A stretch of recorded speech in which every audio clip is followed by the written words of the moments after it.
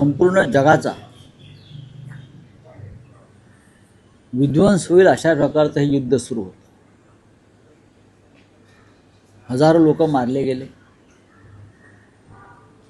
आखाती राष्ट्रामधल्या दुबई असेल, कुवेत असेल, बहरीन असेल, इस्रायल असेल, अशा अनेक ठिकाणी शेकडो लोक मारले गेले. पण इराणसारखा देश हा इस्रायल आणि अमेरिकेसारख्या महाशक्तींना शरण गेला नाही. 35 दिवसापेक्षा जास्त काळ अमेरिकेला झुंजवत ठेवलं, इस्रायलला झुंजवत ठेवलं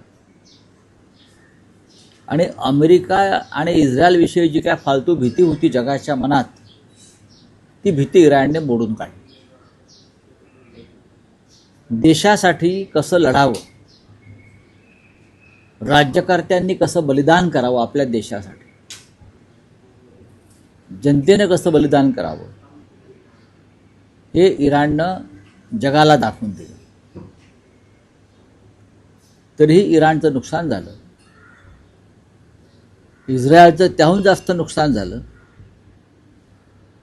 आणि अमेरिकेसारख्या म्हणजे ट्रम्पसारख्या एका झुंड राष्ट्रप्रमुखाला धडा शिकवला. पण शेवटी युद्धात मध्यस्थी करण्याचं श्रेय पाकिस्तानला जात आहे. चीन तर मोठा देश आहे, पण पाकिस्तानला सुद्धा जात आहे. लक्षात घ्या, पाकिस्तान पुन्हा एकदा जगाच्या नकाशावर आला या निमित्तानं. हे श्रेय नरेंद्र मोदींनी घ्यायला पाहिजे होतं, हे श्रेय भारताला मिळायला पाहिजे होतं. इतका मोठा देश महाविश्वगुरूला मिळायला पाहिजे होतं की आम्ही हे युद्ध थांबवलं. ट्रम्प, इराणचे राज्यकर्ते आणि इस्रायलचा नेतन्याहू यांना आम्ही एका टेबलावर आणलं आणि जगामध्ये शांततेचा संदेश दिला. हे श्रेय आमच्या महाविश्वगुरूंना का मिळालं नाही? कारण महाविश्वगुरूंना कोणती भूमिकाच नाही. तिथे जगात युद्ध सुरू आहे आणि महाविश्वगुरू केरळ, पश्चिम बंगाल, आसाम, तामिळनाडू येथे आपल्या राजकीय विरोधकांवरती बॉम्ब टाकत होते. महाविश्वगुरू ते बॉम्ब पण कसले? ते तोंडातले बॉम्ब, शब्द बॉम्ब. आणि यांची हत्यारं काय महाविश्वगुरूची? निवडणूक आयोग, सर्वोच्च न्यायालय, देशाचे उपराष्ट्रपती यांच्या माध्यमातून लोकशाहीचा विध्वंस करण्याचं काम या देशामध्ये आमचे महाविश्वगुरू करत होते. आणि तिकडे जागतिक युद्ध थांबवण्याचं श्रेय हे चीन आणि पाकिस्तानने घेतलं आहे. शांती बैठक इस्लामाबादला होणार आहे, लक्षात घ्या. जे इस्लामाबाद तुम्ही ऑपरेशन सिंधूरमध्ये ताब्यात घेणार होतात, जे इस्लामाबाद तुम्ही ऑपरेशन सिंधूरमध्ये ताब्यात घेणार होतात, तिथे तुम्ही तुमचा झेंडा भाजपचा फडकावणार होतात, तिथे प्रेसिडेंट ट्रम्प, नेतन्याहू, इराणचे राज्यकर्ते बसून जागतिक शांततेवर चर्चा करणार. भारतासाठी अत्यंत लाजिरवाणी गोष्ट आहे. भारतासाठी, हिंदुस्थानसाठी आणि प्रधानमंत्री मोदींसाठी आणि त्यांच्या संपूर्ण सरकारसाठी. कसले विश्वगुरू, कसले महाविश्वगुरू?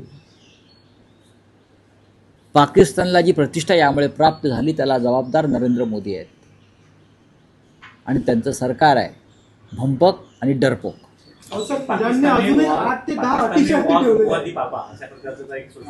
म्हणजे खऱ्या अर्थानं रुकवादी पापा.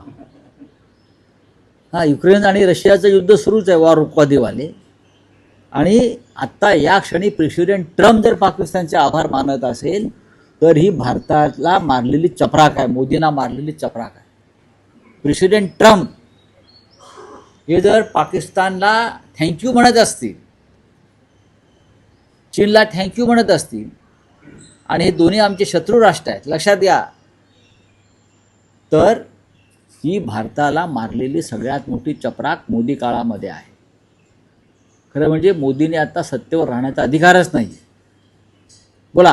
नाही, पण राऊतसाहेब, तुम्हाला असं वाटतं की इराण बाबतीत भूमिका घेतली नाही, युद्धा बाबतीत भूमिका घेतली नाही, हे आपल्याला भोवलं किंवा मोदींना भोवलं? इराण हा भारत हा भारताची परिस्थिती अवस्था या काळामध्ये मोदींमुळे डरपोक उंदरासारखी झाली.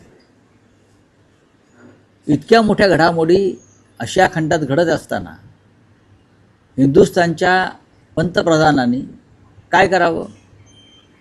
टेलिफोन ऑपरेटरचं काम केलं. टेलिफोन ऑपरेटरचं काम केलं. काय? आज मैंने सऊदी अरबिया के प्रिंस से बातचीत की, आज मैंने जॉर्डन के प्रेसिडेंट और राजा से बात की, आज मैंने नेपाल के प्राइम मिनिस्टर से बात की, आज मैंने दुबई के शेख से बात की, आज मैंने ईरान के विदेश मंत्री से बात की, मेरी नेतन्याहू से बात हो गई. मैं टेलिफोन ऑपरेटरच्या कामात ते बिझी आहे. फोन लावणं, फोन बोलणं, फोन लावणं, फोन बोलणं. पण युद्ध थांबवण्याचं श्रेय कोणाला मिळालं? ते पाकिस्तानला मिळालं. याच्यावर तरी बोला. ज्या पाकिस्तानला जयशंकर आम्ही दलाल राष्ट्र नाही काय बोलले? पाकिस्तानचा उल्लेख जेव्हा मध्यस्थता करत होते तेव्हा पाकिस्तान हे दलाल राष्ट्र आहे. पण त्या दलाल राष्ट्राला युद्ध थांबवण्याचं श्रेय ट्रम्पने दिलं. सगळ्यात आधी जयशंकरने राजीनामा दिला पाहिजे. तुम्ही आपल्या शत्रूला कमी लेखताय, लक्षात घ्या. सगळ्यात आधी जयशंकर सारखे जे माकडं आहेत हिंदुस्थानच्या कॅबिनेटमध्ये, सरकारमध्ये, त्यांना दूर केलं पाहिजे. त्यांच्यामुळे या देशाची नाचक्की झालेली आहे. राऊतसाहेब, काल फडणवीस म्हणाले की जनभावनेची कदर असेल तर काँग्रेस उमेदवारी अर्ज बारामतीतला मागे घेईल. आज अखेरचा दिवस. हो, जनभावना काय याची व्याख्या त्याने एकदा सांगावी. नांदेडमध्ये वसंत चव्हाणांचं दुर्दैवी निधन झालं तेव्हा उमेदवार करताना जनभावना नव्हती.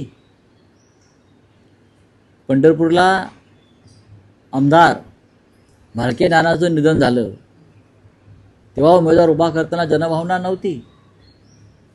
अशा जनभावना पायदळी भाजपने कशा तुडवल्या याची अनेक उदाहरणं आम्हाला देता येतील. देशभरातली, महाराष्ट्रातली, सर्वत्र देता येतील. तुम्ही तिकडे कुठेतरी प्रचारामध्ये आहात, आपले देवेंद्रजी, तामिळनाडू वगैरे भागात, आणि तिथून जनभावना काय सांगते महाराष्ट्राची? साहेब, या सगळ्या पोटनिवडणुकीमध्ये शरद पवारांनीही पार्थ पवारांच्या बाबतीत त्यांची काही मतं व्यक्त केली. असं असताना काँग्रेसनेही पार्थ पवारांवर अत्यंत कठोर शब्दात टीका केली. असं आहे की पार्थ पवार, मला वाटतं अजित पवारांचे चिरंजीव आहेत ना. हां, त्यांनी काँग्रेसवर टीका केल्यावर त्यांना उत्तर देणारच ना. आणि शरद पवार काय, अजित पवार काय, हे मूळ काँग्रेसवालेच आहेत ना. हे जे पार्थ पवार आहेत त्यांनी अजित पवारांचा राजकीय इतिहास समजून घेतला पाहिजे, आपल्या वडिलांचा. अजित पवार हे काँग्रेसचंच प्रोडक्शन आहे. शरद पवारांनी आपली हयात काँग्रेसमध्ये घालवली आहे आणि आजही ते काँग्रेस विचारानंच काम करत आहेत. काँग्रेस पक्ष या देशातला नव्हे तर जगातला, एका देशाच्या स्वातंत्र्य चळवळीमध्ये प्रचंड योगदान असलेला हा पक्ष आहे. आणि ह्या काँग्रेस पक्षाच्या अनेक नेत्यांना आजही जगात मान्यता आहे.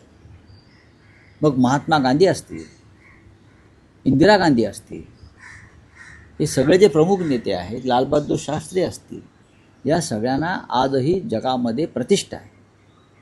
त्याच्यामुळे काँग्रेसवरती अशा पद्धतीनं टीका कोणी करावी, याचं आत्मचिंतन टीका करणाऱ्यांनी स्वतःपुरतं केलं पाहिजे ना. काँग्रेसवर टीकेच्या संदर्भातलाच एक महत्त्वाचा देखील मुद्दा आहे. चंद्रशेखर बावनकुळेंनी देखील अशा प्रकारची टीका केलेली आहे की काँग्रेसचा असा पराभव करू की त्यांना तोंड दाखवायला जागा नाही. ठीक आहे ना, पराभव होऊ द्या ना. पराभव झाला म्हणजे काय लोकशाही मरते असं नाही ना. लोकशाहीमध्ये निवडणूक लढण्याचा अधिकार सगळ्यांना आहे. आम्हालाही वाटतं की बिनविरोध व्हायला पाहिजे, पण बिनविरोध न करण्याची परंपरा भाजपची, चंद्रशेखर बावनकुळेंच्या पक्षाची. काँग्रेसला 25 मतं पडतील, कळलं? 25, तुम्हाला 25 लाख पडते.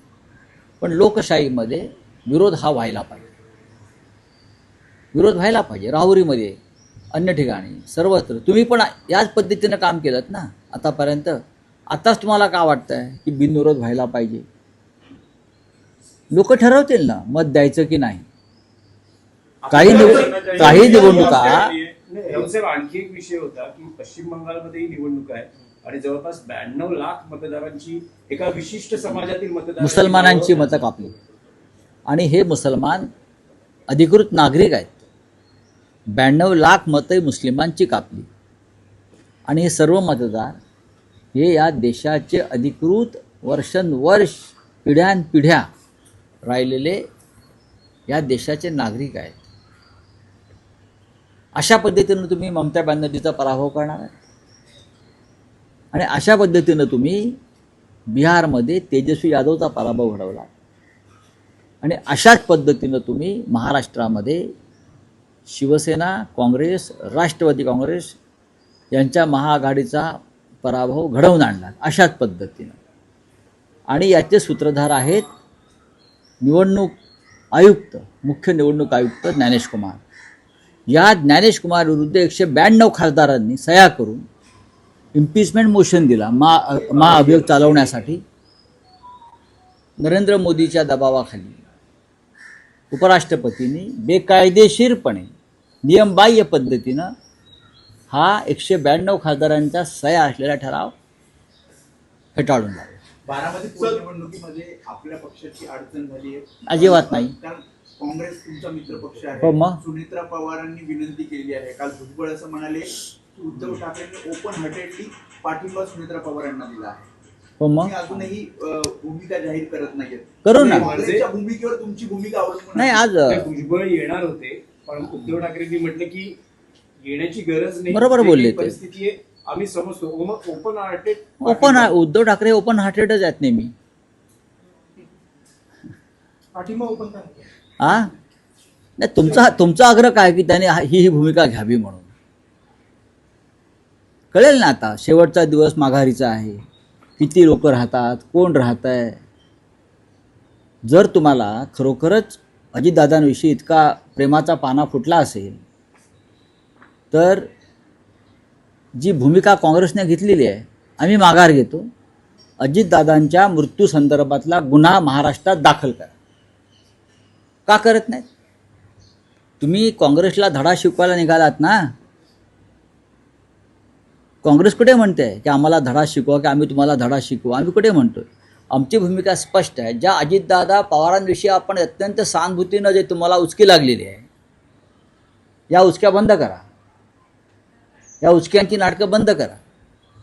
अजितदादा पवार यांचा ज्या संशयास्पद रीतीनं मृत्यू झाला, अपघात झाला, त्या संदर्भात रोहित पवारांनी आणि मला वाटतं अजितदादाचे चिरंजीव Jay Pawar, if I am not wrong, यांनी जो संशय व्यक्त केलेला आहे, मुख्यमंत्र्यांनी जिथे आहेत तिथून प्रचारात आदेश द्यावा इथे आणि हा गुन्हा दाखल करावा. का? अजितदादा तुमचे सहकारी, तुमचे मित्र, तुमचे प्रिय भाजपचे समर्थक आहेत ना, होते ना आजही. त्यांच्या पत्नी सुनेत्राताई पवार यात आजही तुमच्या डेप्युटी सीएम आहेत आणि त्यांच्या पतीच्या या निधनासंदर्भात तुम्ही FIR दाखल करत नसाल, तुम्ही आम्हाला काय ज्ञान देताय? चला हिंदी में क्या है?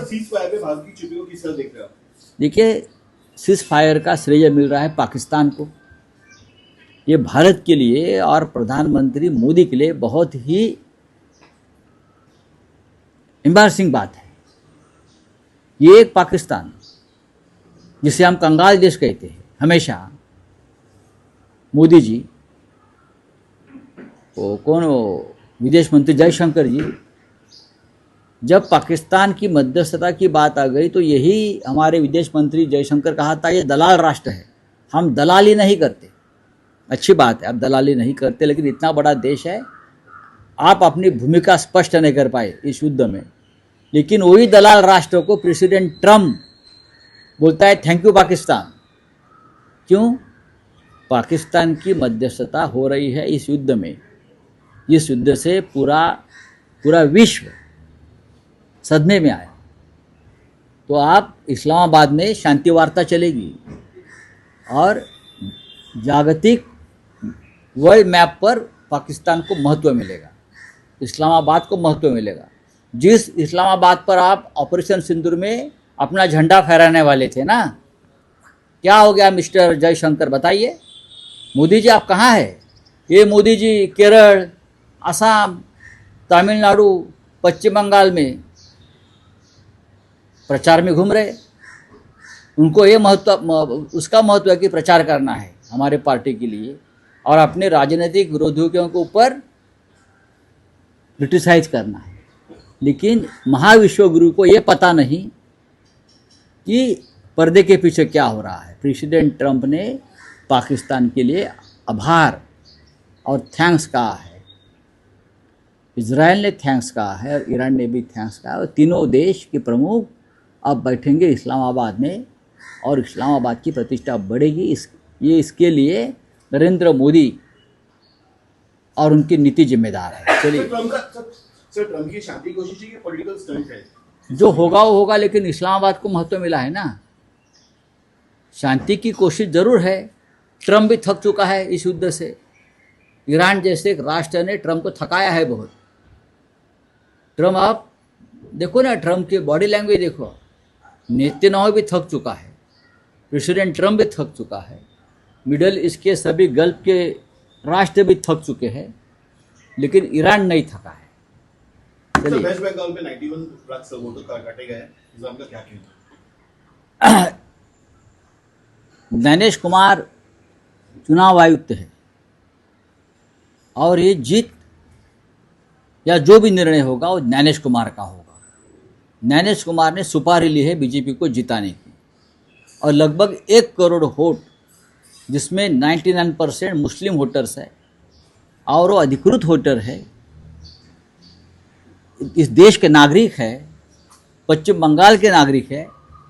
लेकिन ये 1 करोड़ वोट अगर ममता जी को मिलेंगे तो ममता जी फिर एक बार सत्ता में आएगी। ये डर से चुनाव आयोग ने बीजेपी की एक ब्रांच बनकर काम किया है, लेकिन उसके बावजूद भी पश्चिम बंगाल में ममता दीदी जीत रही है। पनवेल, नवी मुंबई आणि रायगड जिल्ह्यातील ताज्या बातम्या आणि नवीन घडामोडी पाहण्यासाठी सबस्क्राइब करा कोकण संध्या न्यूज।